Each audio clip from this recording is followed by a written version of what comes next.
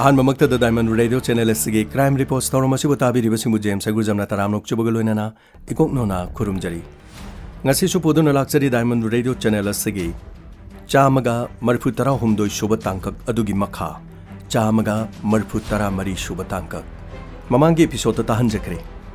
ꯑꯁꯥꯝꯒꯤ ꯀꯕꯤꯔꯄꯨꯔ ꯍꯥꯏꯔꯤꯕ ꯃꯐꯝ ꯑꯃꯗꯤ ꯁꯕꯤꯔꯥ ꯍꯥꯏꯔꯤꯕ ꯈꯨꯡꯒꯪ ꯑꯁꯤꯗꯒꯤ ꯃꯐꯝ ꯑꯁꯤꯗ ꯂꯩꯕ ꯑꯉꯥꯡ ꯅꯨꯄꯤ ꯃꯆꯥ ꯀꯌꯥ ꯆꯥꯏꯜ ꯇ꯭ꯔꯥꯐꯤꯀꯤꯡꯗ ꯃꯈꯣꯏꯕꯨ ꯗꯦꯜꯂꯤꯗ ꯑꯃꯗꯤ ꯇꯣꯉꯥꯟ-ꯇꯣꯉꯥꯟꯕ ꯚꯥꯔꯠꯀꯤ ꯃꯐꯝ ꯀꯌꯥꯗ ꯊꯕꯛ ꯁꯨꯍꯟꯅꯕꯒꯤꯗꯃꯛ ꯏꯃꯨꯡ ꯃꯅꯨꯡ ꯈꯪꯍꯟꯗꯅ ꯐꯥꯗꯨꯅ ꯄꯨꯈꯤꯕꯒꯤ ꯊꯧꯗꯣꯛ ꯀꯌꯥ꯫ ꯀꯕꯤꯔꯄꯨꯔ ꯍꯥꯏꯔꯤꯕ ꯈꯨꯡꯒꯪ ꯑꯁꯤꯗꯒꯤ ꯃꯥꯡꯈꯤꯕ ꯑꯟꯖꯂꯤ, ꯔꯃꯤꯊꯥ, ꯔꯕꯤꯅꯥ ꯑꯃꯗꯤ ꯑꯅꯨꯁ꯭ꯔꯤ ꯑꯉꯥꯡ ꯃꯔꯤ ꯑꯁꯤ ꯃꯊꯪ ꯊꯪꯅ ꯃꯥꯡꯈꯤ꯫ ꯑꯉꯥꯡꯁꯤꯡ ꯑꯁꯤꯅ ꯃꯐꯝ ꯈꯪꯗꯅ ꯃꯥꯡꯈꯤꯕꯗ ꯏꯃꯨꯡ ꯃꯅꯨꯡ ꯂꯩꯐꯝ ꯆꯥꯐꯝ ꯈꯪꯈꯤꯗꯦ꯫ ꯈꯨꯡꯒꯪ ꯑꯁꯤꯗ ꯑꯋꯥꯕ ꯍꯥꯏꯕꯗꯨ ꯑꯣꯏꯈꯤ꯫ ꯑꯗꯨꯕꯨ ꯑꯉꯥꯡꯁꯤꯡ ꯑꯁꯤꯕꯨ ꯐꯥꯕꯗ ꯆꯦꯟꯅꯕꯅꯤ ꯍꯥꯏꯕ ꯗꯤꯕ꯭ꯌꯥ, ꯁꯣꯃꯦꯟ ꯑꯃꯗꯤ ꯒꯧꯔꯕ ꯑꯉꯥꯡꯁꯤꯡ ꯑꯁꯤ ꯃꯈꯣꯏꯅ ꯐꯥꯗ꯭ꯔꯤꯉꯩꯒꯤ ꯃꯇꯝꯗ ꯃꯈꯣꯏꯒꯤ ꯈꯨꯡꯒꯪ ꯑꯁꯤꯗ ꯂꯥꯛꯇꯨꯅ ꯗꯦꯜꯂꯤꯗ ꯆꯠꯇꯨꯅ ꯊꯕꯛ ꯁꯨꯔꯕꯗꯤ ꯁꯦꯜ ꯊꯨꯝ ꯌꯥꯝꯅ ꯐꯪꯒꯅꯤ, ꯃꯐꯝ ꯑꯗꯨꯒꯤ ꯑꯔꯪ ꯑꯔꯥꯛ ꯑꯃꯗꯤ ꯐꯖꯕ ꯂꯩꯇꯦꯡ, ꯊꯥ ꯑꯃꯗ ꯁꯦꯜ ꯌꯥꯝꯅ ꯐꯪꯒꯅꯤ ꯍꯥꯏꯗꯨꯅ ꯑꯉꯥꯡꯁꯤꯡ ꯑꯗꯨꯒꯤ ꯃꯕꯨꯛꯅꯤꯡ ꯑꯣꯟꯅꯅꯕꯒꯤꯗꯃꯛ ꯃꯈꯣꯏꯅ ꯋꯥꯔꯤ ꯁꯥꯗꯨꯅ ꯑꯉꯥꯡꯁꯤꯡ ꯑꯁꯤ ꯃꯃꯥ ꯃꯄꯥ ꯈꯪꯍꯟꯗꯅ ꯄꯨꯈꯤ꯫ ꯍꯧꯖꯤꯛ ꯑꯃꯨꯛ ꯃꯃꯥꯡꯗ ꯁꯟꯗꯣꯛꯆꯈꯤꯕ ꯏꯄꯤꯁꯣꯗꯀꯤ ꯃꯈꯥ ꯏꯀꯣꯟ ꯀꯣꯟꯅ ꯅꯨꯄꯥ ꯑꯅꯤꯅ ꯀꯥꯔ ꯑꯃꯗ ꯄꯨꯈꯤꯕ ꯔꯕꯤꯅꯥ, ꯃꯍꯥꯛꯀꯤ ꯃꯄꯥ ꯗꯦꯕꯇꯟꯁꯨ ꯃꯆꯥ ꯃꯥꯡꯈꯤꯕꯒꯤ ꯑꯋꯥꯕ ꯍꯥꯏꯕꯗꯨ ꯑꯣꯏꯔꯝꯃꯤ꯫ ꯃꯁꯤꯒꯤ ꯃꯇꯨꯡꯗ ꯄ꯭ꯔꯀꯥꯁ, ꯅꯀꯨꯜ, ꯗꯦꯕꯇꯟ ꯃꯈꯣꯏ ꯋꯥ ꯇꯥꯅꯔꯝꯃꯤ꯫ ꯑꯟꯖꯂꯤꯒꯤ ꯑꯄꯣꯛꯄ ꯍꯔꯤꯗꯦꯕ ꯗꯦꯜꯂꯤꯗ ꯑꯉꯥꯡꯁꯤꯡ ꯑꯁꯤꯒꯤ ꯈꯨꯡꯒꯨꯜ ꯂꯤꯕ ꯆꯠꯈꯤꯕꯗ ꯍꯜꯂꯛꯇꯕꯗ ꯃꯈꯣꯏ ꯋꯥ ꯇꯥꯅꯔꯝꯃꯤ꯫ ꯑꯃꯔꯣꯝꯗ ꯍꯔꯤꯗꯦꯕꯀꯤ ꯅꯨꯄꯤ ꯃꯄꯨꯔꯣꯏꯕ ꯍꯜꯂꯛꯇꯕꯗ ꯃꯍꯥꯛ ꯀꯞꯇꯨꯅ ꯑꯗꯨꯃꯛ ꯂꯩꯈꯤ꯫ ꯂꯩꯀꯥꯏ ꯑꯗꯨꯒꯤ ꯅꯨꯄꯤꯁꯤꯡꯅ ꯃꯍꯥꯛꯀꯤ ꯃꯌꯨꯝꯗ ꯂꯥꯛꯇꯨꯅ ꯊꯧꯅꯥ ꯍꯥꯞꯄꯤꯔꯝꯃꯤ꯫ ꯇꯟꯖꯥ ꯑꯗꯨꯗ ꯅꯨꯄꯤ ꯑꯃꯅ ꯍꯥꯏꯈꯤ, "ꯑꯩꯈꯣꯏ ꯁ꯭ꯋꯥꯏꯁꯤ ꯈꯛꯇꯒꯤ ꯅꯠꯇꯅ ꯑꯇꯣꯞꯄ ꯊꯪꯅꯕ ꯈꯨꯟꯁꯤꯗꯒꯤꯁꯨ ꯑꯉꯥꯡ ꯌꯥꯝꯅ ꯃꯥꯡꯉꯤ ꯍꯥꯏ꯫ ꯍꯧꯖꯤꯛꯅ ꯃꯤ ꯄꯨꯝꯅꯃꯛꯁꯦ ꯋꯥ ꯂꯥꯎꯅꯔꯦ꯫ ꯑꯗꯣ ꯍꯔꯤꯗꯦꯕ ꯅꯣꯡꯃꯗꯤ ꯁꯣꯏꯗꯅ ꯍꯜꯂꯛꯀꯅꯤ꯫ ꯅꯪꯅ ꯑꯗꯨꯃꯥꯏꯅ ꯁꯨꯝ ꯀꯞꯇꯨꯅ ꯂꯩꯔꯗꯤ ꯀꯃꯥꯏꯅ ꯇꯧꯅꯤ? ꯑꯩꯈꯣই ꯃꯌꯥꯝ ꯂꯩꯔꯤꯁꯤꯗꯤ꯫ ꯃꯍꯥꯛ ꯁꯣꯏꯗꯅ ꯅꯣꯡꯃ ꯍꯜꯂꯛꯈꯤꯅꯤꯌꯦ." ꯑꯁꯨꯝꯅ ꯂꯩꯀꯥꯏꯒꯤ ꯅꯨꯄꯤ ꯃꯌꯥꯝ ꯍꯔꯤꯗꯦꯕꯀꯤ ꯌꯨꯝꯗ ꯂꯥꯛꯇꯨꯅ ꯃꯍꯥꯛꯀꯤ ꯅꯨꯄꯤꯗ ꯋꯥ ꯇꯝꯂꯝꯃꯤ꯫ ꯃꯁꯤꯒꯤ ꯃꯇꯨꯡꯗ ꯄ꯭ꯔꯀꯥꯁ ꯍꯥꯏꯔꯤꯕ ꯅꯨꯄꯥ ꯑꯁꯤ ꯅꯣꯡꯃ ꯕꯁ ꯑꯃ ꯇꯣꯡꯗꯨꯅ ꯃꯍꯥꯛ ꯂꯝꯕꯤꯗ ꯆꯠꯂꯝꯃꯤ꯫ ꯑꯁꯨꯝ ꯕꯁ ꯇꯣꯡꯗꯨꯅ ꯂꯝꯕꯤꯗ ꯆꯠꯄ ꯃꯇꯝꯗ ꯃꯍꯥꯛꯀꯤ ꯃꯆꯥꯅꯨꯄꯤ ꯃꯥꯡꯈꯤꯕ ꯑꯗꯨꯅ ꯑꯗꯨꯃꯛ ꯎꯪꯗꯨꯅ ꯑꯗꯨꯃꯛ ꯕꯁ ꯑꯗꯨꯒꯤ ꯃꯅꯨꯡꯗ ꯇꯣꯡꯂꯝꯃꯤ꯫ ꯑꯁꯨꯝ ꯃꯍꯥꯛꯅ ꯂꯝꯕꯤꯒꯤ ꯃꯇꯥꯏꯗ ꯃꯃꯤꯠꯅ ꯌꯦꯡꯕ ꯃꯇꯝꯗ ꯈꯔ ꯂꯥꯞꯇꯛꯅ ꯂꯝꯕꯤꯒꯤ ꯃꯇꯥꯏꯗ ꯁꯣꯃꯦꯟ ꯍꯥꯏꯕ ꯃꯈꯣꯏꯅ ꯊꯤꯔꯛꯂꯤꯕ ꯅꯨꯄꯥ ꯑꯗꯨ ꯂꯝꯕꯤꯒꯤ ꯃꯇꯥꯏꯗ ꯂꯩꯕ ꯊꯦꯂꯥ ꯒꯥꯔꯤ ꯑꯃꯗꯒꯤ ꯄꯣꯠ ꯂꯩꯔꯝꯃꯤ꯫ ꯑꯃꯗꯤ ꯃꯇꯝ ꯑꯗꯨꯗ, ꯗ꯭ꯔꯥꯏꯚꯔ, ꯕꯁꯁꯦ ꯑꯝꯇ ꯈꯥꯝꯕꯤꯌꯨ, ꯑꯩ ꯃꯐꯝꯁꯤꯗ ꯑꯝꯇ ꯀꯨꯝꯖꯧꯒꯦ, ꯑꯁꯤꯗ ꯃꯤ ꯑꯃꯈꯛ ꯂꯩꯍꯧꯔꯦ, ꯑꯩ ꯁꯤꯗ ꯑꯝꯇ ꯀꯨꯝꯖꯧꯒꯦ꯫ ꯑꯁꯨꯝꯅ ꯄ꯭ꯔꯀꯥꯁ ꯀꯨꯝꯍꯧꯈꯤ꯫ ꯃꯁꯤꯒꯤ ꯃꯇꯨꯡꯗ ꯁꯣꯃꯦꯟ ꯂꯝꯍꯥꯡ ꯑꯗꯨꯗ ꯃꯈꯣꯡꯅ ꯇꯞꯅ ꯆꯠꯈꯤ꯫ ꯃꯇꯝ ꯑꯗꯨꯗ ꯄ꯭ꯔꯀꯥꯁꯅ ꯂꯝꯕꯤꯗ ꯇꯥꯕ ꯅꯨꯡ ꯑꯃ ꯈꯨꯜꯂꯒ ꯁꯣꯃꯦꯟꯒꯤ ꯃꯇꯨꯡꯗ ꯇꯥꯟꯅꯔꯝꯃꯤ꯫ "ꯉꯥꯏꯈꯣ ꯁꯣꯃꯦꯟ, ꯅꯪ ꯉꯥꯏꯈꯣ, ꯅꯪꯅ ꯑꯩꯈꯣꯏꯒꯤ ꯆꯥꯛ ꯀꯥꯏ ꯊꯝꯃꯤ? ꯀꯩꯅꯣ ꯇꯧꯔꯤꯗꯨꯕꯣ? ꯑꯩꯉꯣꯟꯗ ꯇꯧꯔꯤꯗꯨꯕꯨ ꯀꯩꯅꯣ? ꯅꯈꯣꯏꯒꯤ ꯆꯥꯛꯇꯣ ꯀꯥꯏ ꯊꯝꯃꯤ? ꯍꯔꯤꯗꯦꯕ ꯀꯥꯏꯗꯩ ꯂꯩ? ꯑꯩꯅ ꯄꯥꯔꯤꯕ ꯅꯨꯡꯁꯨ ꯎꯔꯕ꯭ꯔꯥ? ꯁꯤꯒꯤ ꯅꯨꯡꯁꯤꯅ ꯅꯀꯣꯛꯇ..." "ꯉꯥꯏꯈꯣ, ꯅꯨꯡꯗꯣ ꯉꯥꯏꯈꯣ, ꯑꯩꯉꯣꯟꯗ ꯁꯨꯔꯛꯀꯅꯨ, ꯉꯥꯏꯈꯣ. ꯅꯪꯅ ꯀꯔꯤꯒꯨꯝꯕ ꯍꯦꯛ ꯍꯥꯏꯗ꯭ꯔꯕꯗꯤ ꯅꯀꯣꯛꯁꯤꯗ ꯅꯨꯡ ꯑꯁꯤꯅ ꯁꯨꯒꯗꯧꯔꯤꯕꯅꯤ. ꯅꯪꯒꯤ ꯅꯀꯣꯛꯇꯣ ꯅꯨꯡ ꯑꯁꯤꯅ ꯄꯨꯡꯇꯨꯝ ꯊꯨꯒꯥꯏꯒꯗꯧꯔꯤꯕꯅꯤ. ꯍꯥꯏꯌꯨ, ꯀꯩꯅꯣ ꯍꯥꯏꯕꯤꯔꯤꯗꯨꯕꯣ? ꯑꯩ ꯈꯪꯗꯦ. ꯅꯈꯣꯏꯒꯤ ꯑꯉꯥꯡ ꯑꯩꯅ ꯄꯨꯕ꯭ꯔꯣ? ꯑꯩ ꯈꯪꯗꯦ. ꯀꯔꯤꯒꯤꯗꯃꯛꯇꯅꯣ ꯅꯪꯅ ꯍꯧꯖꯤꯛꯐꯥꯎꯕ ꯑꯩꯈꯣꯏꯒꯤ ꯑꯉꯥꯡ ꯂꯩꯐꯝ ꯍꯥꯏꯗ꯭ꯔꯤꯁꯦ? ꯍꯥꯏꯌꯨ, ꯍꯔꯤꯗꯦꯕ ꯀꯥꯏ ꯂꯩ? ꯑꯉꯥꯡꯁꯤꯡꯗꯨ ꯀꯗꯥꯏ ꯂꯩ? ꯍꯥꯏꯌꯨ, ꯅꯪ ꯎꯅꯕ ꯆꯠꯈꯤꯕꯗꯒꯤ ꯉꯁꯤ ꯐꯥꯎꯕ ꯍꯔꯤꯗꯦꯕ ꯍꯜꯂꯛꯇ꯭ꯔꯤꯕꯅꯤ. ꯍꯥꯏꯌꯨ, ꯉꯁꯤ ꯅꯪꯅ ꯍꯥꯏꯗ꯭ꯔꯕ ꯇꯥꯕꯗꯤ ꯅꯪꯒꯤ ꯅꯀꯣꯛꯁꯦ ꯅꯨꯡ ꯑꯁꯤꯅ ꯄꯥꯏꯔꯒ ꯅꯪꯒꯤ ꯅꯀꯣꯛꯁꯦ ꯊꯨꯒꯥꯏꯒꯅꯤ. ꯍꯥꯏꯌꯨ, ꯅꯪ ꯍꯥꯏꯌꯨ. ꯍꯥꯏꯒꯦꯔꯥ ꯍꯥꯏꯔꯣꯏꯔꯥ? ꯉꯥꯏꯈꯣ, ꯐꯨꯔꯛꯀꯅꯨ, ꯉꯥꯏꯈꯣ, ꯑꯩ ꯍꯥꯏꯒꯦ. ꯑꯉꯥꯡꯁꯤꯡꯗꯣ ꯔꯇꯟ ꯑꯔꯣꯔꯥ ꯀꯧꯕꯝꯒꯤ ꯑꯦꯖꯦꯟꯁꯤꯗ ꯂꯩꯕꯅꯦ. ꯃꯈꯣꯏ ꯑꯗꯩꯗꯨ ꯊꯕꯛ ꯁꯨꯕꯒꯤ ꯄꯨꯂꯞ ꯂꯩꯕꯅꯦ. ꯍꯥꯏꯌꯨ, ꯃꯐꯝ ꯑꯗꯨꯒꯤ ꯐꯣꯟ ꯅꯝꯕꯔ ꯍꯥꯏꯌꯨ. ꯐꯣꯟ ꯅꯝꯕꯔ ꯌꯥꯝ ꯊꯨꯅ ꯍꯥꯏꯌꯨ. ꯅꯠꯇ꯭ꯔꯕꯗꯤ ꯅꯪꯒꯤ ꯅꯀꯣꯛꯇꯨꯗ ꯅꯨꯡꯁꯤꯅ ꯁꯨꯒꯥꯏꯒꯗꯧꯔꯤꯕꯅꯤ. ꯍꯥꯏꯌꯨ, ꯅꯝꯕꯔꯗꯣ ꯍꯥꯏꯌꯨ. ꯍꯥꯏꯒꯦ. ꯁꯤ ꯂꯩꯔꯦ, ꯅꯝꯕꯔꯗꯨꯗ ꯍꯥꯏꯒꯦ. ꯁꯦ 444-662-429. ꯑꯗꯨꯒ ꯃꯈꯣꯏꯗ ꯍꯪꯉꯗꯤ ꯁꯣꯏꯗꯅ ꯈꯪꯒꯅꯤ. ꯌꯥꯔꯣꯏ, ꯑꯗꯨꯅꯤ ꯌꯥꯔꯣꯏ. ꯅꯪ ꯅꯝꯕꯔꯁꯤꯗ ꯍꯧꯖꯤꯛꯃꯛ ꯀꯣꯜ ꯇꯧ. ꯄ꯭ꯔꯀꯥꯁ, ꯑꯩꯒꯤ ꯐꯣꯟꯁꯤꯗꯤ ꯕꯦꯂꯦꯟꯁ ꯌꯥꯎꯗ꯭ꯔꯦ. ꯅꯪꯒꯤ ꯐꯣꯟꯗꯨꯗꯒꯤ ꯇꯧ. ꯁꯦ ꯑꯩ ꯍꯥꯏꯔꯛꯀꯦ ꯑꯃꯨꯛꯀ ꯅꯝꯕꯔꯗꯣ. 444-662-429. ꯅꯝꯕꯔ ꯑꯗꯨꯗ ꯇꯧ. ꯃꯇꯝ ꯑꯗꯨꯗ ꯃꯈꯨꯠ ꯅꯥꯝꯃꯅ ꯁꯣꯃꯦꯟ ꯄꯥꯏꯔꯝꯃꯤ ꯑꯃꯗꯤ ꯃꯈꯨꯠ ꯅꯥꯝꯃꯅ ꯅꯨꯡ ꯑꯗꯨ ꯄꯥꯏꯔꯝꯃꯤ꯫ ꯑꯗꯨꯕꯨ ꯐꯣꯟ ꯑꯗꯨ ꯃꯍꯥꯛꯅ ꯅꯝꯕꯗ ꯅꯨꯡꯉꯥꯏꯇꯕꯗꯒꯤ ꯁꯣꯃꯦꯟꯗ ꯄꯥꯏꯕ ꯃꯈꯨꯠ ꯑꯗꯨ ꯊꯥꯗꯣꯛꯈꯤ ꯑꯃꯗꯤ ꯃꯍꯥꯛꯅ ꯅꯝꯕꯔ ꯑꯗꯨꯗ ꯀꯣꯜ ꯇꯧꯈꯤ꯫ ꯑꯗꯨꯕꯨ ꯅꯝꯕꯔ ꯑꯗꯨ ꯆꯠꯈꯤꯔꯝꯗꯦ꯫ ꯃꯁꯤꯒꯤ ꯃꯇꯨꯡꯗ ꯂꯩꯊꯣꯔꯛꯄ ꯃꯇꯝꯗ ꯁꯣꯃꯦꯟ ꯃꯐꯝ ꯑꯗꯨꯗꯒꯤ ꯐꯠ ꯂꯩꯊꯣꯛꯇꯨꯅ ꯃꯣꯡꯁꯣꯡ ꯑꯃꯗ ꯆꯦꯟꯁꯤꯟꯈꯤ꯫ ꯃꯗꯨꯗꯒꯤ ꯄ꯭ꯔꯀꯥꯁꯅ ꯃꯍꯥꯛꯄꯨ ꯇꯥꯟꯅꯈꯤ ꯑꯃꯗꯤ ꯎꯃꯪ ꯑꯃꯗ somen chensin khirami matam maduda prakashan mahakpu tanaki adubu mongsong aduda chensin khibadagi somen mafam aduda thiba khangkide masigi matungda prakash yamna chaktun leuki mahakki makutta taraba somen bu karihidamak nanthon khibano haiduna mahak pharam bataragadi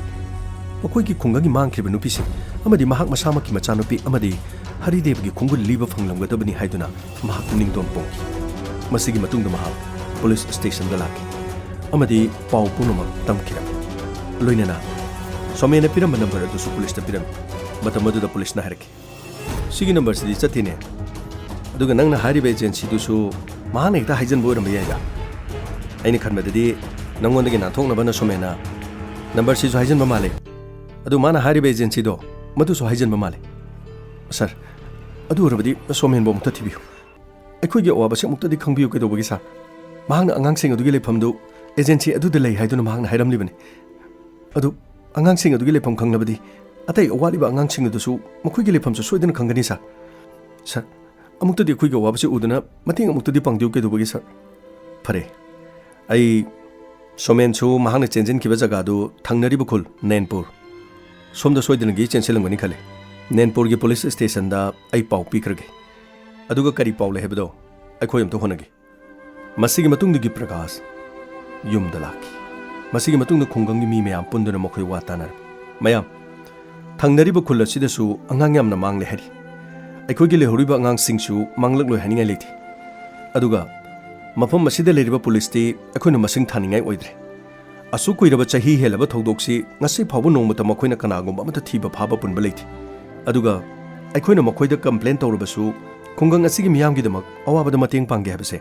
ꯃꯈꯣꯏꯗ ꯀꯔꯤꯃꯠꯇ ꯂꯩꯇꯦ ꯃꯔꯝ ꯑꯁꯤꯅ ꯑꯩꯈꯣꯏ ꯃꯌꯥꯝ ꯈꯨꯡꯒꯪ ꯆꯠꯂꯒ ꯆꯦꯟꯁꯤꯟꯈꯤꯕ showman ꯑꯃꯗꯤ ꯈꯨꯡꯒꯪꯁꯤꯡꯗ ꯆꯠꯇꯨꯅ ꯑꯩꯈꯣꯏ ꯑꯃꯒ ꯋꯥ ꯇꯥꯅꯔꯒ ꯁꯤꯒꯨꯝꯕ ꯊꯧꯗꯣꯛꯁꯤꯡꯁꯦ ꯊꯣꯛꯇꯅꯅꯕꯒꯤ ꯍꯣꯠꯅꯕꯗ ꯃꯌꯥꯝ ꯀꯔꯤ ꯀꯥꯏꯒꯦ ꯌꯥꯔꯒꯗꯤ ꯑꯩꯈꯣꯏ ꯈꯨꯡꯒꯪꯁꯤꯗ ꯆꯠꯂꯒ ꯑꯩꯈꯣꯏ ꯁꯣꯃꯦꯟ ꯊꯤꯕ ꯑꯃꯗꯤ ꯃꯈꯣꯏꯒꯤ ꯈꯨꯟꯗꯁꯨ ꯑꯉꯥꯡ ꯃꯥꯡꯕꯒꯤ ꯊꯧꯗꯣꯛꯁꯤꯡ ꯑꯁꯤ ꯃꯈꯥ ꯇꯥꯅ ꯊꯣꯛꯇꯅꯕ ꯑꯩꯈꯣꯏ ꯊꯧꯗꯥꯡ ꯑꯃꯗꯤ ꯂꯧꯃꯤꯟꯅꯕ ꯆꯨꯝꯃꯤ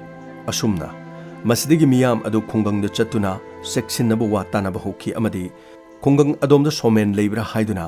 ꯃꯤꯌꯥꯝꯅ ꯌꯨꯝ ꯆꯪꯗꯨꯅ ꯃꯊꯪ ꯊꯤꯕ ꯍꯧꯔꯛꯈꯤ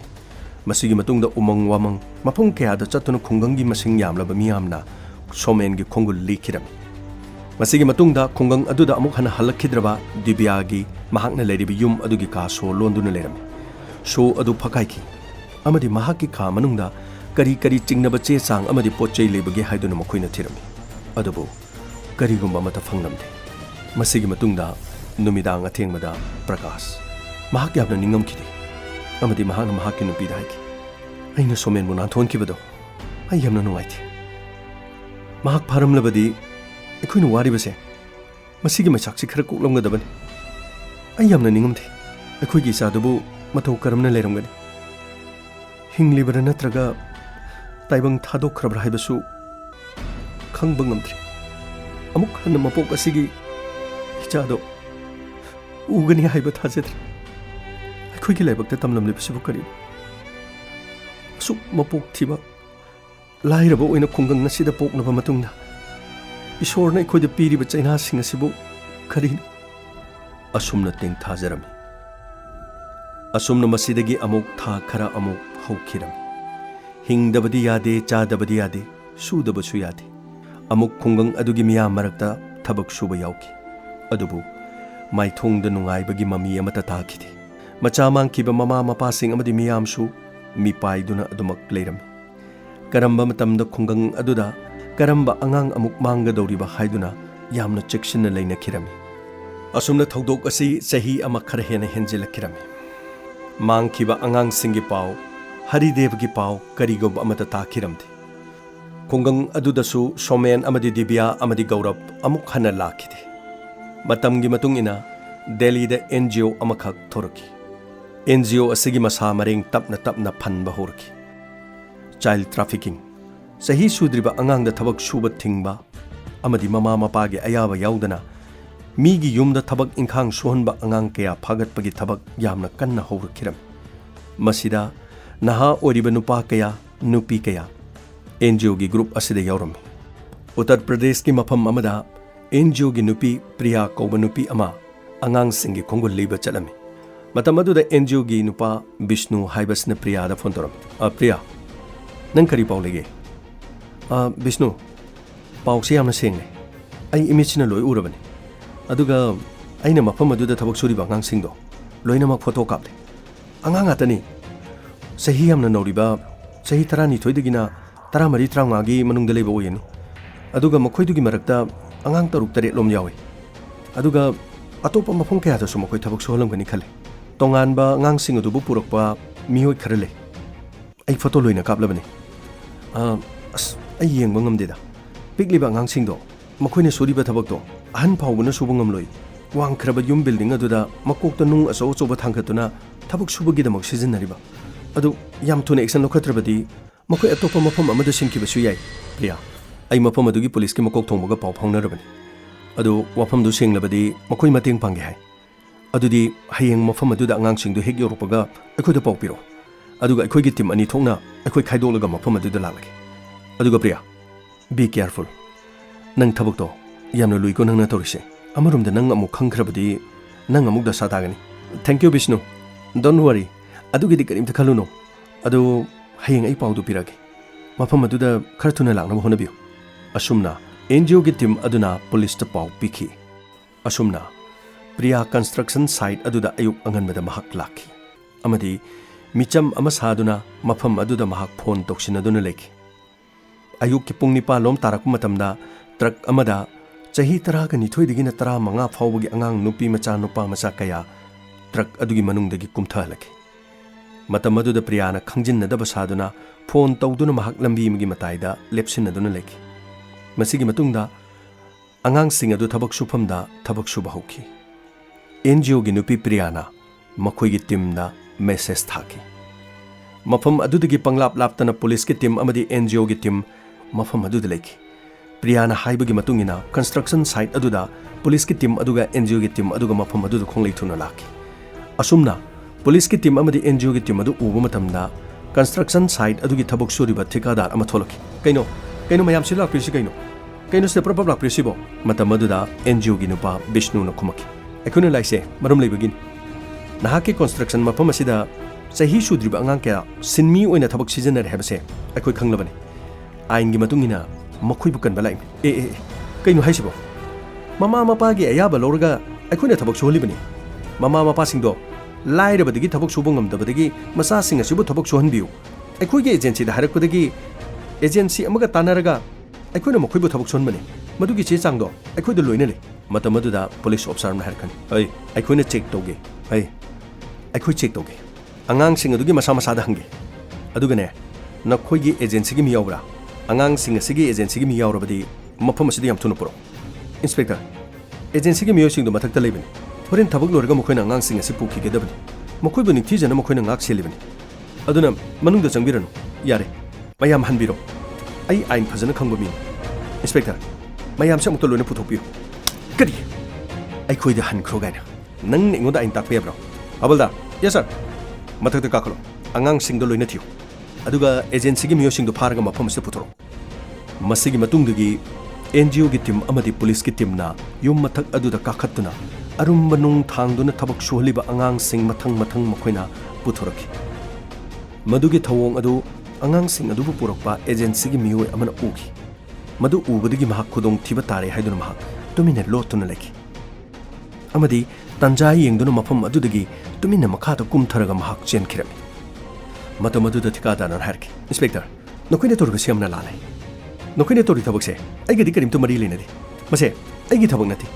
ꯃꯐꯝ ꯑꯁꯤꯗ ꯑꯉꯥꯡꯁꯤꯡ ꯑꯁꯤꯕꯨ ꯄꯨꯔꯛꯄ ꯑꯦꯖꯦꯟꯁꯤꯒꯤ ꯃꯤꯑꯣꯏꯁꯤꯡ ꯑꯣꯏꯅ ꯐꯥꯕꯤꯌꯨ ꯑꯗꯨꯒ ꯑꯩꯕꯨ ꯐꯥꯔꯒ ꯀꯔꯤ ꯇꯧꯒꯗꯣꯔꯤꯕꯅꯣ ꯑꯩꯗꯤ ꯑꯉꯥꯡꯁꯤꯡ ꯑꯁꯤꯒꯤ ꯃꯔꯤ ꯃꯈꯣꯡ ꯈꯪꯕꯁꯨ ꯅꯠꯇꯦ ꯅꯪ ꯍꯧꯖꯤꯛ ꯈꯛꯇ ꯆꯩ ꯆꯥꯕꯗꯨ ꯈꯪꯗ꯭ꯔꯤꯕꯅ ꯃꯔꯤ ꯃꯈꯣꯡ ꯈꯪꯗꯦ ꯀꯥꯏꯅ ꯑꯉꯥꯡꯁꯤꯡ ꯑꯁꯤ ꯊꯕꯛ ꯁꯨꯕ ꯍꯧꯗ꯭ꯔꯤꯉꯩꯗ ꯃꯔꯤ ꯃꯈꯣꯡ ꯈꯪꯗ꯭ꯔꯗꯤ ꯀꯔꯤꯒꯤ ꯃꯐꯝ ꯑꯁꯤꯗ ꯊꯕꯛ ꯌꯥꯎꯍꯜꯂꯤꯅꯣ ꯊꯕꯛ ꯌꯥꯎꯍꯟꯒꯅꯨ ꯌꯥꯗ꯭ꯔꯣ ꯑꯍꯣꯡꯕ ꯁꯤꯟꯃꯤ ꯄꯩꯁꯥ ꯄꯤꯔꯁꯨ ꯌꯥꯕ ꯄꯤꯗ꯭ꯔꯁꯨ ꯌꯥꯕ ꯃꯤꯑꯣꯏꯁꯤꯡ ꯑꯩꯈꯣꯏꯅ ꯊꯤꯔꯒ ꯊꯕꯛ ꯁꯨꯍꯜꯂꯒ ꯗꯂꯥꯟ ꯆꯥꯔꯒ ꯃꯥꯟꯅꯔꯒ ꯍꯤꯡꯕ ꯍꯕꯜꯗꯥꯔ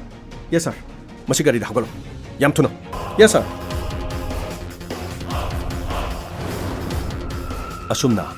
ꯃꯗꯨꯗꯒꯤ ꯔꯦꯁꯀ꯭ꯌꯨ ꯇꯧꯔꯛꯄ ꯑꯉꯥꯡꯁꯤꯡ ꯑꯗꯨ NGOꯒꯤ ꯇꯤꯝ ꯑꯗꯨꯅ ꯃꯈꯣꯏꯒꯤ ꯃꯅꯥꯛꯇ ꯊꯝꯈꯤ ꯑꯃꯗꯤ ꯑꯃꯃꯝꯇ ꯃꯈꯣꯏꯒꯤ ꯑꯦꯗ꯭ꯔꯦꯁ ꯃꯃꯥ ꯃꯄꯥꯒꯤ ꯃꯃꯤꯡ ꯍꯪꯈꯤꯔꯝꯃꯤ ꯃꯁꯤꯗ ꯃꯥꯡꯈꯤꯕ ꯑꯉꯥꯡꯁꯤꯡ ꯑꯗꯨꯒꯤ ꯃꯅꯨꯡꯗ ꯈ꯭ꯋꯥꯏꯗꯒꯤ ꯑꯀꯣꯟꯕꯗ ꯃꯥꯡꯈꯤꯕ ꯆꯍꯤ 12 ꯁꯨꯈꯤꯕꯤ ꯃꯍꯥꯛ ꯔꯕꯤꯅꯥ ꯃꯐꯝ ꯑꯗꯨꯗ ꯌꯥꯎꯗꯨꯅ ꯂꯩꯔꯝꯃꯤ꯫ ꯃꯁꯤꯒꯤ ꯃꯇꯨꯡꯗ ꯃꯍꯥꯛꯀꯤ ꯃꯆꯤꯟꯗꯒꯤ ꯃꯃꯥ ꯃꯄꯥꯒꯤ ꯂꯩꯐꯝ ꯑꯁꯥꯝꯗ ꯂꯩꯕ ꯀꯕꯤꯔꯄꯨꯔꯗ NGOꯒꯤ ꯃꯤ ꯈꯔ ꯆꯠꯈꯤ꯫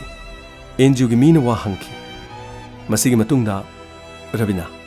ꯅꯪꯗꯤ ꯀꯔꯤꯒꯤ ꯃꯐꯝꯁꯤꯗ ꯂꯥꯛꯏꯅꯣ? ꯑꯩꯈꯣꯏꯒꯤ ꯏꯃꯨꯡꯗꯣ ꯌꯥꯝꯅ ꯂꯥꯏꯔꯕ, ꯆꯥꯕ ꯊꯛꯄꯁꯨ ꯑꯩꯈꯣꯏ ꯌꯥꯝꯅ ꯅꯤꯡꯕ ꯊꯨꯡꯗꯕ, ꯑꯗꯨꯒ ꯏꯃꯥ ꯕꯕꯥꯗꯣ ꯊꯕꯛ ꯅꯣꯡꯉꯥꯟꯕꯗꯒꯤ ꯅꯨꯃꯤꯠ ꯇꯥꯕ ꯑꯗꯨꯝ ꯁꯨꯏ꯫ ꯃꯈꯣꯏꯅ ꯋꯥꯕꯗꯣ ꯑꯩ ꯌꯦꯡꯕ ꯉꯝꯗꯕ꯫ ꯑꯗꯣ ꯃꯐꯝ ꯑꯁꯤꯗ ꯊꯕꯛ ꯁꯨꯔꯗꯤ ꯅꯣꯡꯃꯗ ꯄꯩꯁꯥ ꯌꯥꯝꯅ ꯐꯪꯅꯤ ꯍꯥꯏ꯫ ꯑꯗꯨꯒ ꯄꯩꯁꯥꯁꯤꯡ ꯑꯗꯨ ꯇꯨꯡꯁꯤꯜꯂꯒ ꯊꯥꯒꯤ ꯑꯣꯏꯅ ꯏꯃꯥ ꯕꯕꯥꯗ ꯃꯈꯣꯏꯅ ꯊꯥꯕꯤꯒꯦ ꯍꯥꯏ꯫ ꯑꯗꯨꯒ ꯃꯐꯝ ꯑꯁꯤ ꯌꯧꯔꯒꯗꯤ ꯆꯥꯛꯁꯨ ꯌꯥꯝꯅ ꯄꯤꯖꯗꯦ꯫ ꯀꯥ ꯑꯃꯗ ꯑꯩꯈꯣꯏ ꯑꯉꯥꯡ ꯃꯌꯥꯝ ꯀ꯭ꯔꯤꯛ ꯏꯅꯅ ꯊꯝꯃꯤ꯫ ꯑꯗꯨꯒ ꯌꯨꯝꯗ ꯊꯤꯟꯕꯤꯌꯣ ꯍꯥꯏꯔꯕꯁꯨ ꯃꯈꯣꯏꯅ ꯆꯩ ꯑꯃ ꯄꯥꯏꯔꯒ ꯌꯥꯝꯅ ꯐꯨꯏ꯫ ꯃꯥꯏꯗꯁꯨ ꯈꯨꯄꯥꯛꯅ ꯌꯥꯝꯅ ꯊꯥꯏ꯫ ꯃꯈꯣꯏꯅ ꯐꯨꯕꯗꯨ ꯀꯤꯕꯗꯒꯤ ꯃꯈꯣꯏꯅ ꯍꯥꯏꯔꯤꯕ ꯃꯈꯩ ꯌꯨꯝ ꯁꯥꯕ, ꯊꯕꯛ ꯁꯨꯕꯒꯤ ꯁꯤꯟꯐꯝꯁꯤꯗ ꯑꯩꯈꯣꯏꯕꯨ ꯃꯈꯣꯏꯅ ꯃꯐꯝ ꯑꯣꯟꯗꯨꯅ ꯄꯨꯏ꯫ ꯃꯐꯝꯁꯤꯡ ꯑꯗꯨꯗꯤ ꯅꯈꯣꯏ ꯂꯣꯏꯅ ꯈꯪꯕ꯭ꯔꯥ? ꯃꯃꯤꯡ ꯈꯪꯕ꯭ꯔꯥ? ꯈꯪꯗꯦ ꯑꯪꯀꯜ꯫ ꯃꯐꯝ ꯑꯃꯗꯒꯤ ꯑꯃꯗ ꯊꯕꯛ ꯁꯨꯕꯗꯣ ꯃꯈꯣꯏꯅ ꯊꯥꯡꯉꯨ ꯍꯥꯏꯔꯤꯕ ꯅꯨꯡꯗꯣ ꯌꯥꯝꯅ ꯂꯨꯝꯃꯤ ꯍꯥꯏꯔꯨꯔꯕꯁꯨ ꯍꯦꯛꯇꯃꯛ ꯐꯨꯏ꯫ ꯍꯜꯂꯛꯑꯒ ꯅꯨꯃꯤꯗꯥꯡ ꯆꯥꯛ ꯑꯗꯨꯝ ꯄꯤꯖꯗꯦ꯫ ꯃꯗꯨ ꯀꯤꯕꯗꯒꯤ ꯃꯈꯣꯏꯅ ꯍꯥꯏꯕꯁꯦ ꯑꯗꯨꯝ ꯌꯥꯕꯅꯤ꯫ ꯑꯁꯨꯝꯅ ꯔꯕꯤꯅꯥꯅ ꯊꯃꯣꯏ ꯁꯣꯛꯅ ꯄꯥꯎ ꯇꯝꯈꯤ꯫ ꯑꯗꯨ ꯔꯕꯤꯅꯥ, ꯍꯪꯆꯤꯠꯇꯤ ꯅꯈꯣꯏꯒꯤ ꯕꯕꯥꯗꯣ ꯃꯐꯝ ꯑꯁꯤꯗ ꯂꯥꯛꯑꯅꯤ꯫ ꯁꯤꯗꯒꯤꯗꯤ ꯏꯃꯥ ꯕꯕꯥꯅ ꯍꯥꯏꯕꯗ ꯅꯪ ꯏꯟꯒꯗꯕꯅꯤꯀꯣ꯫ ꯃꯈꯣꯏꯅ ꯄꯥꯝꯗꯕ ꯊꯕꯛ ꯑꯃꯠꯇ ꯇꯧꯕ ꯌꯥꯗ꯭ꯔꯦꯀꯣ꯫ ꯑꯁꯨꯝꯅ ꯀꯕꯤꯔꯄꯨꯔꯗꯒꯤ ꯃꯥꯡꯈꯤꯕ ꯑꯉꯥꯡ 4ꯒꯤ ꯃꯅꯨꯡꯗ ꯑꯉꯥꯡ ꯑꯃꯗꯤ ꯐꯪꯈꯤ꯫ 3 ꯑꯗꯨꯅ ꯀꯔꯤꯒꯨꯝꯕ ꯃꯋꯥ ꯃꯄꯥꯎ ꯑꯃꯠꯇ ꯇꯥꯈꯤꯗꯦ꯫ ꯃꯁꯤꯒꯤ ꯃꯇꯨꯡ ꯅꯨꯃꯤꯠ 6 ꯂꯩꯔꯕ ꯃꯇꯨꯡꯗ ꯔꯕꯤꯅꯥꯒꯤ ꯃꯄꯥ ꯗꯦꯕꯇꯟ ꯗꯦꯜꯂꯤꯗ ꯊꯨꯡꯈꯤꯔꯝꯃꯤ꯫ ꯑꯃꯗꯤ NGOꯒꯤ ꯇꯤꯝ ꯑꯗꯨꯗ ꯗꯦꯕꯇꯟꯅ ꯍꯥꯏꯈꯤ, ꯁꯥꯕ, ꯑꯩꯒꯤ ꯏꯆꯥꯗꯤ ꯐꯪꯖꯔꯦ꯫ ꯌꯥꯝꯅ ꯅꯨꯡꯉꯥꯏꯖꯔꯦ꯫ ꯑꯗꯨꯒ ꯁꯥꯕ, ꯑꯩꯈꯣꯏꯒꯤ ꯈꯨꯡꯒꯪ ꯑꯗꯨꯗ ꯃꯥꯡꯈꯤꯕꯁꯤ ꯑꯩꯒꯤ ꯏꯆꯥꯅꯨꯄꯤ ꯈꯛꯇ ꯅꯠꯇꯦ꯫ ꯃꯁꯤꯒꯤ ꯃꯃꯥꯡꯗꯁꯨ ꯃꯉꯣꯟꯗꯒꯤ ꯈꯔ ꯆꯍꯤ ꯍꯟꯕ ꯉꯥꯛꯇ ꯑꯉꯥꯡ 3 ꯑꯃꯁꯨ ꯃꯥꯡꯈ꯭ꯔꯕꯅꯤ꯫ ꯋꯥꯠ? ꯑꯗꯨꯒ ꯍꯧꯖꯤꯛ ꯐꯥꯎꯕ ꯃꯈꯣꯏ ꯐꯪꯗ꯭ꯔꯤꯕ꯭ꯔꯥ ꯍꯥꯏꯁꯦ? ꯁꯥꯕ, ꯑꯩꯒꯤ ꯏꯆꯥꯗ ꯃꯇꯦꯡ ꯄꯥꯡꯕꯤꯔꯤꯕ ꯁꯨꯃꯥꯏꯅ ꯃꯥꯡꯈꯤꯕ ꯑꯉꯥꯡꯁꯤꯡ ꯑꯗꯨꯒꯤꯗꯃꯛ ꯃꯇꯦꯡ ꯈꯔ ꯄꯥꯡꯕꯤꯌꯨ꯫ ꯍꯧꯖꯤꯛ ꯈꯨꯡꯒꯪꯗ ꯃꯃꯥ ꯃꯄꯥꯁꯤꯡ ꯌꯥꯝꯅ ꯋꯥꯅ ꯂꯩꯔꯤ꯫ ꯑꯗꯨꯒ ꯑꯉꯥꯡꯁꯤꯡ ꯑꯗꯨꯒꯤ ꯃꯔꯛꯇꯒꯤ ꯑꯟꯖꯂꯤ ꯍꯥꯏꯕ ꯑꯉꯥꯡ ꯑꯗꯨꯒꯤ ꯃꯄꯥ ꯍꯔꯤꯗꯦꯕ,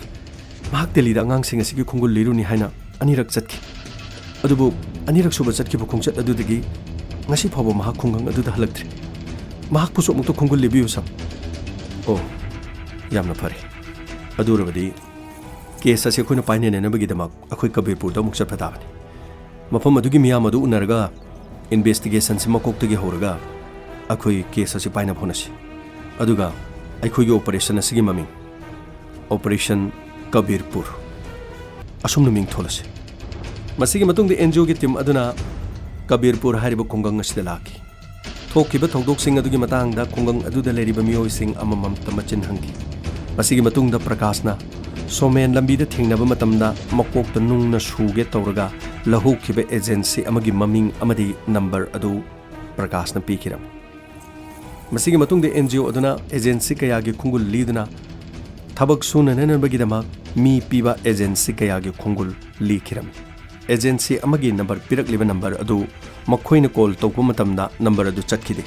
ꯑꯗꯨꯕꯨ NGOꯒꯤ ꯇꯤꯝ ꯑꯗꯨꯅ ꯅꯝꯕꯔ ꯑꯗꯨ ꯄꯨꯔꯒ ꯁꯔꯚꯤꯁ ꯄ꯭ꯔꯣꯚꯥꯏꯗꯔ ꯑꯃꯗ ꯃꯗꯨꯒꯤ ꯗꯤꯇꯦꯜ ꯄꯤꯕꯤꯅꯅꯕꯒꯤꯗꯃꯛ NGOꯒꯤ ꯇꯤꯝ ꯑꯗꯨꯅ ꯍꯥꯏꯈꯤ꯫ ꯃꯁꯤꯒꯤ ꯃꯇꯨꯡꯗ NGOꯒꯤ ꯇꯤꯝ ꯑꯗꯨꯅ ꯄꯨꯂꯤꯁꯀꯤ ꯑꯌꯥꯕ ꯂꯧꯔꯒ ꯅꯝꯕꯔ ꯑꯗꯨ ꯀꯅꯥꯒꯤꯅꯣ, ꯍꯥꯟꯅ ꯀꯔꯝꯕ ꯑꯦꯖꯦꯟꯁꯤꯒꯤ ꯃꯤꯑꯣꯏꯅ ꯄꯥꯏꯔꯝꯕꯒꯦ ꯍꯥꯏꯕꯁꯤꯒꯤ ꯃꯇꯥꯡꯗ ꯗꯤꯇꯦꯜꯁ ꯀꯨꯞꯅ ꯂꯧꯈꯤꯔꯝꯃꯤ꯫ NGOꯒꯤ ꯃꯤꯑꯣꯏꯁꯤꯡ ꯑꯗꯨꯅ ꯏꯟꯐꯣꯔꯃꯔ ꯀꯌా ꯊꯥꯗꯣꯛꯈꯤ ꯑꯃꯗꯤ ꯗꯤꯕ꯭ꯌꯥ, ꯒꯧꯔꯕ ꯑꯃꯗꯤ ꯁꯣꯃꯦꯟ ꯃꯈꯣꯏꯒꯤ ꯃꯔꯝꯗ ꯀꯣꯏꯊꯤ ꯊꯤꯍꯟꯈꯤ꯫ ꯑꯗꯨꯕꯨ ꯁꯣꯃꯦꯟꯒꯤ ꯃꯔꯝꯗ ꯑꯁꯨꯝꯅ ꯁꯤꯟꯃꯤ ꯄꯤꯊꯣꯛ ꯄꯤꯁꯤꯟ ꯇꯧꯕꯒꯤ ꯄꯥꯎ ꯑꯃꯗꯤ NGOꯒꯤ ꯇꯤꯝꯅ ꯑꯇꯣꯞꯄ ꯇꯣꯉꯥꯟꯕ ꯏꯟꯐꯣꯔꯃꯔꯗꯒꯤ ꯄꯥꯎ ꯐꯪꯈꯤ꯫ ꯃꯁꯤꯒꯤ ꯃꯇꯨꯡꯗ ꯅꯨꯄꯤ ꯃꯆꯥꯁꯤꯡ ꯑꯗꯨ ꯔꯦꯗ ꯂꯥꯏꯠꯀꯤ ꯖꯒꯥ ꯑꯃꯗ NGOꯁꯤꯡꯅ ꯃꯈꯣꯏ ꯔꯦꯗ ꯂꯥꯏꯠꯀꯤ ꯖꯒꯥ ꯑꯃꯗ ꯌꯣꯟꯊꯣꯛꯂꯝꯕ ꯌꯥꯏ ꯍꯥꯏꯅ ꯆꯤꯡꯅꯕꯗꯒꯤ NGOꯒꯤ ꯃꯤꯑꯣꯏꯁꯤꯡ ꯑꯗꯨꯅ ꯃꯤꯀꯨꯞ ꯅꯥꯍꯨꯝꯁꯤꯡꯅ ꯅꯨꯃꯤꯠ ꯀꯌꯥꯅꯤ ꯆꯪꯅ ꯃꯈꯣꯏꯒꯤ ꯈꯣꯡꯒꯨꯜ ꯂꯤꯈꯤꯔꯝꯃꯤ꯫ ꯑꯗꯨꯕꯨ ꯔꯦꯗ ꯂꯥꯏꯠꯀꯤ ꯖꯒꯥꯗ ꯍꯥꯏꯔꯤꯕ ꯑꯉꯥꯡ ꯅꯨꯄꯤ ꯃꯆꯥꯁꯤꯡꯗꯨ ꯊꯦꯡꯅꯈꯤꯔꯝꯗꯦ꯫ ꯑꯦꯖꯦꯟꯁꯤ ꯀꯌꯥꯒꯤ ꯃꯈꯣꯏꯒꯤ ꯊꯕꯛ ꯊꯧꯔꯝꯀꯌꯥꯒꯤ ꯃꯔꯝꯅ NGO ꯑꯗꯨꯅ ꯌꯥꯝꯅ ꯀꯨꯞꯅ ꯁꯦꯟꯅꯔꯝꯃꯤ꯫ ꯌꯨꯝꯒꯤ ꯊꯕꯛ ꯁꯨꯅꯅꯕ ꯅꯨꯄꯤ ꯃꯆꯥ ꯁꯤꯟꯃꯤ ꯑꯣꯏꯅꯅꯕ ꯄꯤꯕ ꯑꯁꯤꯒꯨꯝꯕ ꯑꯦꯖꯦꯟꯁꯤ ꯑꯃꯁꯨ ꯃꯈꯣꯏꯅ ꯊꯦꯡꯅꯈꯤ꯫ ꯃꯁꯤꯒꯤ ꯃꯇꯨꯡꯗ ꯀꯕꯤꯔꯄꯨꯔꯗ ꯂꯩꯍꯧꯔꯤꯕ ꯃꯥꯡꯈꯤꯕ ꯑꯉꯥꯡ ꯅꯨꯄꯤ ꯃꯆꯥꯁꯤꯡꯒꯤ ꯑꯄꯣꯛꯄ ꯑꯅꯤ ꯃꯈꯣꯏꯅ ꯀꯧꯈꯤ ꯃꯈꯣꯏꯒ ꯄꯨꯟꯅ NGOꯒꯤ ꯇꯤꯝ ꯑꯗꯨꯅ ꯗꯦꯜꯂꯤꯒꯤ ꯃꯐꯝ ꯀꯌꯥꯗ ꯃꯈꯣꯏꯒꯤ ꯑꯉꯥꯡꯁꯤꯡ ꯑꯗꯨꯕꯨ ꯊꯤꯈꯤ ꯃꯁꯤꯒꯤ ꯃꯇꯨꯡꯗ ꯁꯔꯚꯤꯁ ꯄ꯭ꯔꯣꯚꯥꯏꯗꯔꯅ ꯄꯤꯔꯛꯈꯤꯕ ꯗꯤꯇꯦꯜꯁ ꯑꯗꯨꯗꯒꯤ ꯑꯦꯖꯦꯟꯁꯤ ꯑꯃꯗ NGOꯅ ꯆꯥꯎꯈꯠꯈꯤꯔꯝꯃꯤ ꯅꯈꯣꯏ ꯍꯥꯟꯅ ꯊꯕꯛ ꯁꯨꯅꯕ ꯁꯤꯟꯃꯤꯁꯤꯡ ꯅꯈꯣꯏꯅ ꯈꯣꯝꯃꯤ ꯍꯥꯏꯕꯁꯤ ꯆꯨꯝꯕ꯭ꯔꯥ ꯅꯈꯣꯏ ꯀꯅꯥꯅꯣ ꯅꯈꯣꯏ ꯄꯨꯂꯤꯁꯔꯣ ꯑꯗꯨ ꯍꯪꯕꯒꯤ ꯗꯔꯀꯥꯔ ꯂꯩꯇꯦ ꯅꯈꯣꯏꯒꯤ ꯑꯦꯖꯦꯟꯁꯤꯁꯤꯅ ꯊꯕꯛ ꯁꯨꯅꯕ ꯅꯨꯄꯤ ꯃꯆꯥ ꯑꯃꯗꯤ ꯅꯨꯄꯥ ꯃꯆꯥ ꯄꯤ ꯍꯥꯏꯕꯁꯤꯕꯨ ꯆꯨꯝꯕ꯭ꯔꯣ ꯅꯈꯣꯏꯅ ꯇꯥꯔꯤꯕ ꯄꯥꯎꯗꯣ ꯑꯔꯥꯟꯕ ꯑꯣꯏꯔꯝꯒꯅꯤ ꯑꯩꯈꯣꯏꯗꯤ ꯑꯗꯨꯒꯨꯝꯕ ꯀꯔꯤꯝꯇ ꯇꯧꯕ ꯂꯩꯇꯦ ꯍꯩ ꯅꯈꯣꯏꯒꯤ ꯅꯝꯕꯔꯁꯦ ꯑꯩꯈꯣꯏꯅ ꯁꯔꯚꯤꯁ ꯄ꯭ꯔꯣꯚꯥꯏꯗꯔꯗꯒꯤ ꯃꯨꯟꯅ ꯍꯪꯂꯒ ꯅꯈꯣꯏꯒꯤ ꯗꯤꯇꯦꯜꯁꯁꯤ ꯈꯪꯉꯒ ꯂꯥꯛꯏ ꯁꯤꯒꯤ ꯅꯝꯕꯔꯁꯦ ꯁꯤ ꯎꯔꯕ꯭ꯔꯥ ꯃꯁꯤ ꯃꯇꯝ ꯑꯃꯗ ꯅꯈꯣꯏꯒꯤ ꯑꯣꯏꯔꯝꯃꯤ ꯑꯗꯨꯕꯨ ꯑꯉꯥꯡ ꯅꯨꯄꯤ ꯃꯆꯥꯁꯤꯡ ꯑꯁꯤ ꯃꯐꯝ ꯍꯣꯡꯗꯅ ꯅꯈꯣꯏꯅ ꯊꯥꯈ꯭ꯔꯕ ꯃꯇꯨꯡꯗꯒꯤ ꯅꯈꯣꯏꯒꯤ ꯑꯦꯖꯦꯟꯁꯤꯁꯤ ꯈꯪꯂꯛꯀꯅꯤ ꯍꯥꯏꯗꯨꯅ ꯑꯦꯖꯦꯟꯁꯤ ꯃꯃꯤꯡ ꯑꯣꯟꯊꯣꯛꯄ ꯅꯠꯇ꯭ꯔꯣ ꯐꯔꯦ ꯅꯪ ꯍꯥꯏꯌꯨ ꯌꯥꯗ꯭ꯔꯕꯅꯤꯅ ꯄꯨꯂꯤꯁ ꯀꯧꯔꯒꯦꯀꯣ ꯑꯗꯨꯒꯅꯦ ꯑꯩꯈꯣꯏꯅ ꯀꯧꯒꯗꯧꯔꯤꯕ ꯄꯨꯂꯤꯁꯁꯦ ꯅꯈꯣꯏꯅ ꯁꯦꯟ ꯈꯔ ꯄꯤꯔꯒ ꯊꯥꯗꯣꯛꯈꯤꯕ ꯌꯥꯕ ꯄꯨꯂꯤꯁꯇꯨ ꯅꯠꯇꯦ ꯄꯨꯂꯤꯁ ꯀꯧꯔꯒ ꯅꯈꯣꯏꯒꯤ ꯑꯦꯖꯦꯟꯁꯤ ꯑꯁꯤꯗꯒꯤ ꯅꯈꯣꯏꯕꯨ ꯐꯥꯗꯨꯅ ꯄꯨꯈ꯭ꯔꯕꯗꯤ ꯅꯈꯣꯏꯒꯤ ꯑꯦꯖꯦꯟꯁꯤ ꯑꯁꯤꯁꯨ ꯃꯨꯠꯂꯦꯗꯅ ꯐꯔꯦ ꯐꯔꯦ ꯍꯧꯖꯤꯛ ꯀꯧꯔꯒꯦꯀꯣ ꯆꯞ ꯄ꯭ꯂꯤꯁ ꯄꯨꯂꯤꯁ ꯑꯝꯇ ꯀꯧꯕꯤꯒꯅꯨ ꯌꯥꯔꯒꯗꯤ ꯑꯗꯨꯝ ꯃꯅꯨꯡꯗ ꯂꯣꯏꯁꯤꯟꯅꯅꯕ ꯍꯣꯠꯅꯁꯤ ꯑꯗꯨꯗꯤ ꯁꯤꯒꯤ ꯐꯣꯇꯣꯁꯤ ꯌꯦꯡꯉꯨ ꯁꯤ ꯌꯦꯡꯉꯨ ꯁꯤꯗ ꯌꯥꯎꯔꯤꯕ ꯅꯨꯄꯤ ꯃꯆꯥ ꯑꯟꯖꯂꯤ ꯏꯍꯥꯟ ꯍꯥꯟꯅ ꯑꯟꯖꯂꯤꯁꯤ ꯃꯥꯡꯈꯤꯕꯅꯤ ꯁꯤ ꯑꯟꯖꯂꯤꯁꯤ ꯈꯪꯕ꯭ꯔꯥ ꯁꯞ ꯈꯪꯉꯤ ꯑꯟꯖꯂꯤꯁꯤ ꯈꯪꯉꯤ ꯃꯁꯤꯒꯤ ꯃꯇꯨꯡꯗ ꯑꯟꯖꯂꯤ ꯈꯪꯉꯤ ꯍꯥꯏꯔꯛꯄꯗꯒꯤ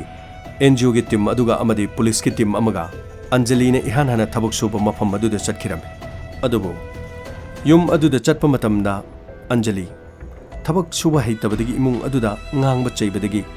ꯏꯃꯨꯡ ꯑꯗꯨꯗ ꯅꯣꯡꯃ ꯁꯪꯒꯣꯝ ꯂꯩꯔꯨꯆꯣ ꯍꯥꯏꯗꯨꯅ ꯊꯣꯛꯈꯤꯕꯗꯒꯤ ꯌꯨꯝ ꯑꯗꯨꯗ ꯑꯃꯨꯛ ꯍꯟꯅ ꯍꯜꯂꯛꯈꯤꯗꯦ ꯍꯥꯏꯕ ꯋꯥꯐꯝ ꯌꯨꯝꯕꯨꯅ ꯍꯥꯏꯔꯛꯈꯤ ꯃꯇꯝ ꯑꯗꯨꯗ ꯄꯨꯂꯤꯁꯀꯤ ꯇꯤꯝ ꯑꯃꯗꯤ NGOꯅ ꯑꯟꯖꯂꯤ ꯃꯥꯡꯈꯤꯕ ꯃꯇꯝꯗ ꯄꯨꯂꯤꯁꯇ ꯀꯝꯄ꯭ꯂꯦꯟ ꯇꯧꯕ꯭ꯔꯥ ꯍꯥꯏꯗꯨꯅ ꯍꯪꯕ ꯃꯇꯝꯗ ꯃꯈꯣꯏ ꯄꯨꯂꯤꯁꯇ ꯀꯝꯄ꯭ꯂꯦꯟ ꯇꯧꯏ ꯍꯥꯏꯗꯨꯅ ꯄꯨꯂꯤꯁꯇ FIR ꯆꯟꯈꯤꯕꯒꯤ ꯀꯣꯄꯤ ꯑꯃ ꯃꯈꯣꯏꯅ ꯄꯨꯊꯣꯔꯛꯈꯤ ꯑꯁꯨꯝꯅ ꯑꯟꯖꯂꯤ ꯀꯗꯥꯏꯗ ꯆꯠꯈꯤꯕ ꯃꯈꯣꯏ ꯊꯤꯕ ꯈꯪꯂꯝꯗꯦ ꯃꯁꯤꯒꯤ ꯃꯇꯨꯡꯗ ꯄꯨꯂꯤꯁꯅ ꯑꯦꯖꯦꯟꯁꯤꯒꯤ ꯃꯤꯑꯣꯏ ꯑꯗꯨ ꯋꯥ ꯍꯪꯕ ꯍꯧꯈꯤ ꯑꯩ ꯑꯟꯖꯂꯤꯅ ꯃꯐꯝ ꯑꯃꯗ ꯊꯕꯛ ꯁꯨꯕ ꯌꯥꯎꯔꯦ ꯏꯃꯨꯡ ꯑꯗꯨꯗꯒꯤ ꯆꯦꯟꯈ꯭ꯔꯦ ꯅꯈꯣꯏꯅ ꯊꯤꯐꯝ ꯊꯣꯛꯇ꯭ꯔꯣ ꯃꯃꯥ ꯃꯄꯥꯗ ꯅꯈꯣꯏꯅ ꯄꯥꯎ ꯄꯤꯐꯝ ꯊꯣꯛꯇ꯭ꯔꯣ ꯑꯗꯨꯒ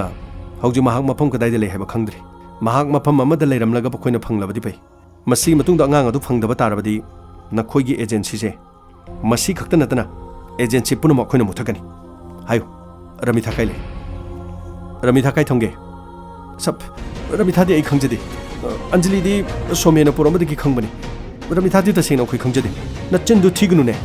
ꯑꯩ ꯑꯕꯜꯗ ꯆꯩꯗꯨ ꯄꯤꯔꯛꯑꯣ ꯀꯗꯥꯏ ꯆꯩꯗꯨ ꯄꯤꯔꯛꯑꯣ ꯃꯆꯤꯟ ꯁꯦꯡꯉꯣꯏꯗꯨ please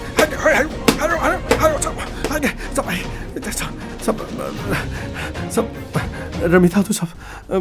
mahak thanipan mafam amada ma thabak surami aduga thabak subadu heitabadagi yumbu aduna paisan to herki adudagi mu mahak Krishna kauba miyo amada mu akhona sinaki hey Krishna haji kanano sab Krishna sisu agency amada yawbani sab Krishna kaile chalo Krishna ki mafam du to mafani sab takjege sab chalo mayam chasi Krishna mu phagalaga asing madu khangani let's go akhoi amta changake asab sangsamiro kari legi mafam asida Ramitha ko bangang ama se sigi agency ki team sina nakhoi de pigi hai angang du kraile asab akhoi de amta khangjadi akhoi de adugumba thabak te akhoi tawba leite sab ai nachin du thignu ne sida lai sango chai kya sarge da hongune nakhoi ne sahi sudri bangang sing asibu thabak suna na numagi de mak somna pami su karigino chai charaga haige habra natraga lokap ta chai charaga haige habra natraga nasana sengbu haige haibro asab akhoi ta singna yawjadabane akhoi de adugumba angang nupi sahi sudabadi akhoi kaisugumta akhoi adugumba da tawba leite sengna hayune hayo che chaba hayo Stop the hangi, stop please. Stop please. Pupil stop please. Stop. Mafam du tak chage stop. Ngasaina na chindu singa di. Chai singji charoi da bani ne. Chai chadri ba makhai aseng ma de ma haidris karigino. Sachlo. Ramitha ge lefam talo. Asumna agency adugi mina Ramitha ge lebam tamuk takhi. Ramitha ge imung aduda changak pa matamda imung aduda Ramitha tabak inkhang suhanduna yumbu nupi aduna chaiduna lerongki matam aduda थोंजिंदा police की team NGO की team अमदी रमिथा की अपोकपा मफम अदुदा लेप्तुना लेबदु रमिथाना उखी मतम अदुदा रमिथा की मपा नकुलना मचानुपी की फिबम अदु ओबा मतमदा मचानुपी बु कौखी मचानुपी रमिथा अपोकपा मपा ओबा मतमदा चेंसिन खिरा मतम अदुदा युम्बु नुपी अदुना करिनो इंस्पेक्टर नखुने तोरिसि करिनो कदाइदगी सासिनब नुपा म पुरगा नखुने तोइसिबु करिनो ऐ आइन कायना सही सुदब नुपी इमुंग मनुंग थबक सुबगी थंबा यादे ममा मपा के अयाब याउदना नुपी असि नखुने थमिसि मरम गइनो इंस्पेक्टर मखोइगी एजेंसी दु लुपा लिसिंग मरफुदा ngorong ngong na leiriba nang tha tha gi मखोइ पैसा पिब्रो अंगांग असिदा नखोइ tha tha gi थबक सुबगी पैसा पिब्राबा इंस्पेक्टर नखोइने तोरिसे यामना लाले ऐ यामना लाले हाइगनुने चही कया इमुंग असिगो काइनदुना मपा मचांग असि उनरिबसे हरावगे दि लेतदना चही सुदबा अंगांगसिंग इमुंग मनुंग थबक सुरमबगिदमक नखोइबु लेमना तोखनि खनब्रो नंगी नुपादुसु करो याम थुना पुलिस स्टेशन द लाकदबनि करिगुंबा लाक्तबा तारगदि केस हेना चावबो पानसिलगने मथक मखा उनगनि असुमना पुलिस मफम अदुदगी चटखिरम मसिगी मतुंगदा एजेंसी की कृष्णा पुलिस न वहंग पहंग मखा चथबदा सोमेन हारिबा महांगना थबक तोरिबे एजेंसी अदुगी ममिंग हारकी अमदी एजेंसी अदुदा पुलिस की टीम चटखिरम मफम अदुदा एजेंसी की मियोय लेरमकी अकोदा चंगे इंस्पेक्टर करी नखोइगी एजेंसी असिदा नंगा क्यानो थमिसे सब अखोइदि अदुगुम थबक तोब लेथि अय एजेंसी फनाम जामी नखुना फरैसे ननम दो चै चारगा हाइ हाइब्रो नत्रगा सेंगबदु नसाना जरो जरो हाइब्रो फब्रो सब अखोइदि चेक तोबियो अखोइ सिदा अखोइ करिमता लेथि अखोइ खासिदा सब असुम थंगनबा खासिदा मी लोक खोबगी मखुन ताइ अदुगा सब सिगी कासे सोसु लोले सब ए सिकासिगी सोदे सब अदुदि अखोइगी स्टोर रूम ने करिगुम तो थमदे पोचै खर थमबने ए सो लोन बस स्टोर रूम सिगी मनुंग द लोक खोरिसिदे याम थुना हंग चै चारगा हांगे हाब्रा नत्रगा याम थुना हंगलो सब होय सब असुमना का अदु थोंग हांखिरम का अदु थोंग हांगदोकप मतमदा मफम अदुदा अंगांग नुपी मचा अहुम अमगा लेरमकी अदुबु नुपी मचा अहुम अदुदी कबीरपुर द मांखिबा नुपी मचा सिंग दिन नलमदे अतोप स्टेट द मांखिबा नुपी मचा सिंग अमदी ममलप तोबा का अमगी मचिंदा नुपा अमा हौगतप ngamboi ngamdaboi लेखिरम नुपा अदु पुलिस न पुथोरखी अदुबु मतम अमदा मांखिबा अंजलि की मपा हरिदेव ओइरमकी हरिदेव की माइथोंग उबा मतमदा नकुल अमदी प्रकाश लोइनना देवतन मखोइ उबा मतमदा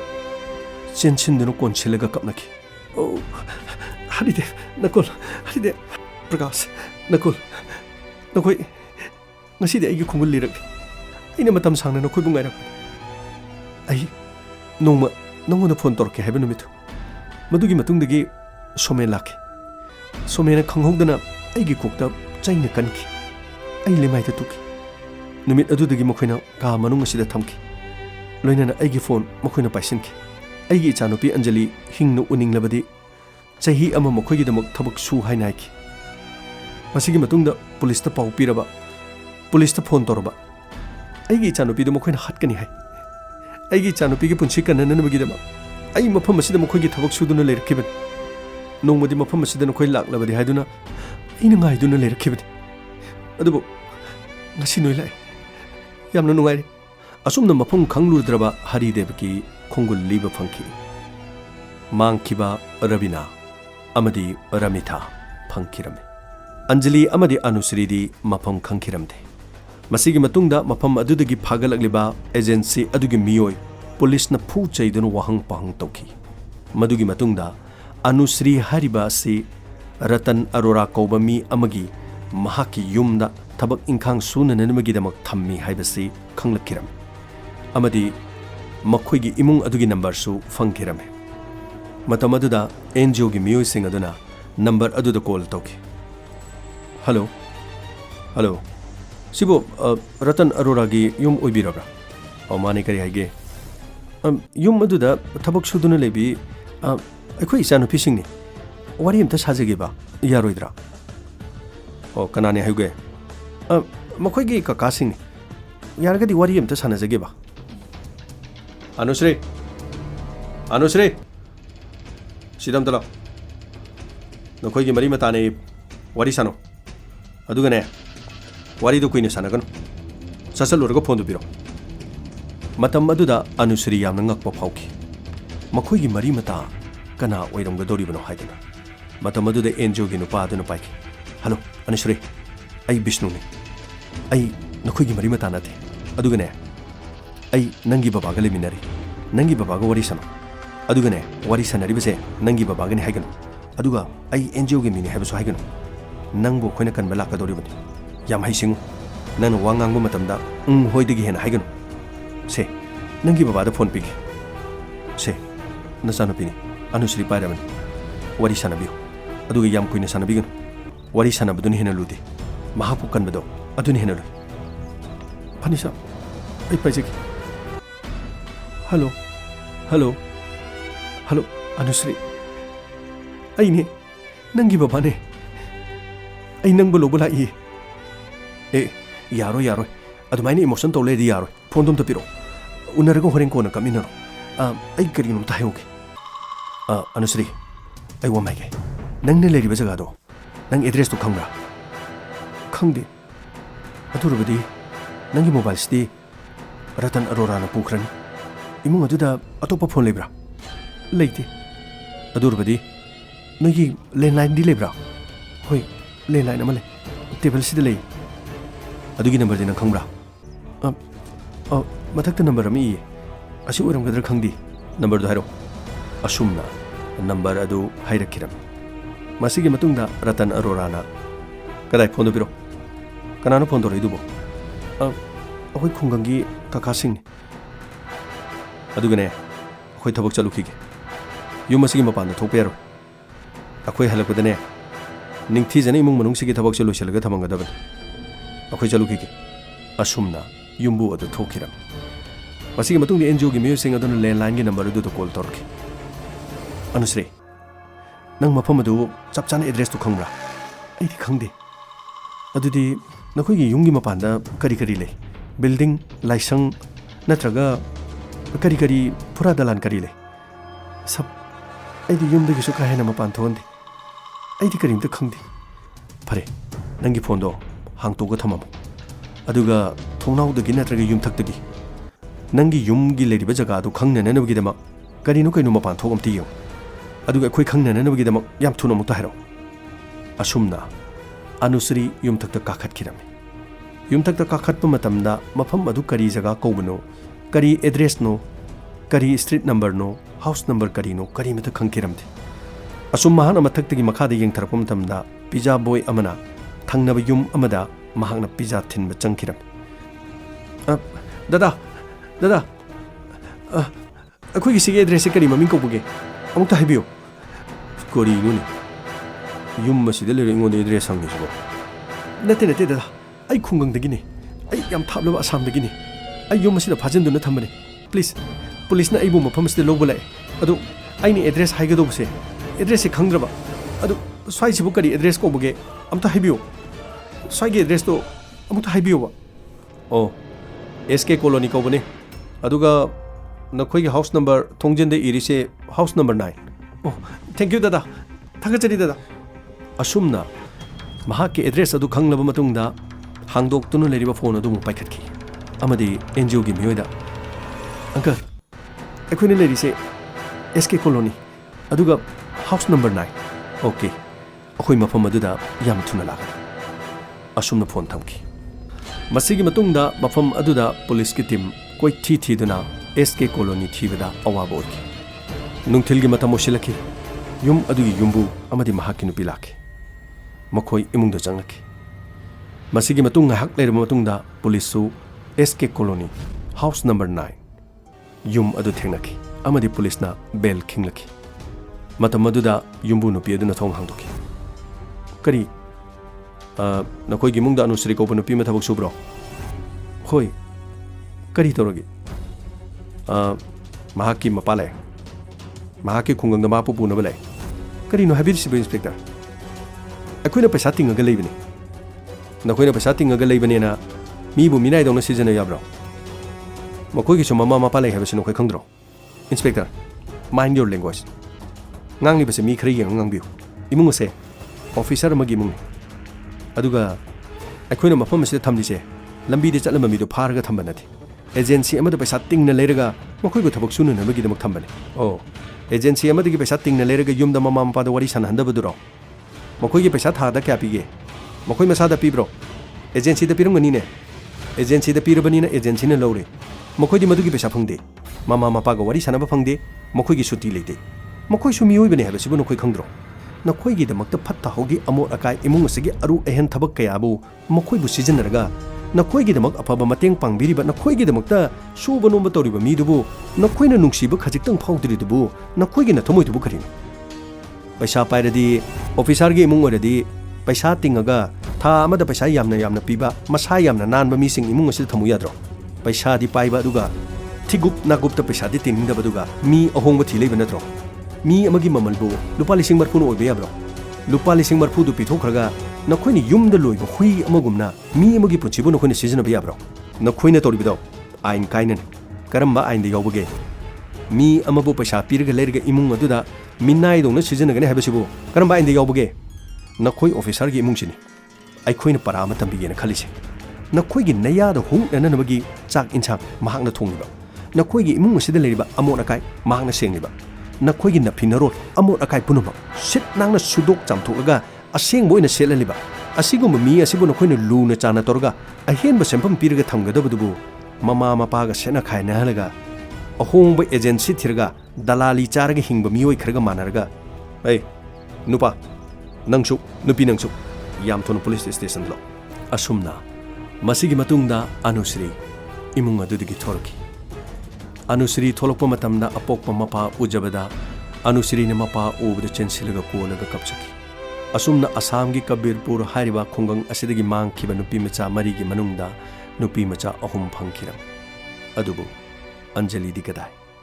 anjali di mahangna thabak suramba imung adudagi sangom leiruni haina thokkibadagi hanjilakte haiba asina anjali gi khongul liba ngamkhidi matam aduda chahi kaya mangluraba angang sing adu phangjabadagi apokpa mapa singna macha sing aduga lengon aduna kapminaki amadi matungda amuk hana tawdanana bagidamak makoi onsin aduna kapnaki adubu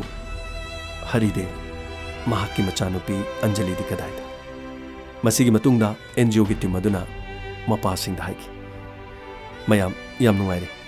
haujikti yum da hanbiro aduga akoi anjali gi khongol soidane likini mayam pono yum da hanabiro matam changna bu changna akoi soidane mag anjali gi khongol likigani matam aduda haridev na hairaki sab ai anjali putri bafawa ai yum da hanjar rocha mayam gi diloina mag khoi gi macha phang adubu ai gi chano pidi phangdri ai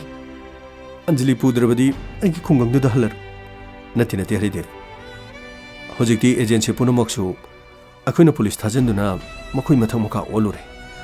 masigi matungda nahak su mafam asida leikhang nabadi makoina soidana laman khumlakpa yai nangi punchi du khudong tiba thokin akoina nongoda thajaba piri matam kaya changlabasu chahi kaya changlabasu anjali phangnanaba akoi soidana thigani hojikti mayam go loinana adongi khungang da hanbiro asumna makoi khungang du da hanki masigi matungda phagalaba agency gi mioi singi machan hangduna koi thi duna gaurab amadi somen fagatki adubu police custody da makoi bu phu chaiduna makhatana anjali gi leifong khangnane ne bagi damak wahang pahang chathaki adubu khungang adu da lakduna nupi macha singi pungning onana bahona kibi dibia mahaki leifam police na thiba phangdri amaromda khungang aduda nupi macha sing adu lakpa matamda khungang adugi miyam punamak harau mathoi karami miyam punumaki maithongda nungai bagi maithong na makalamki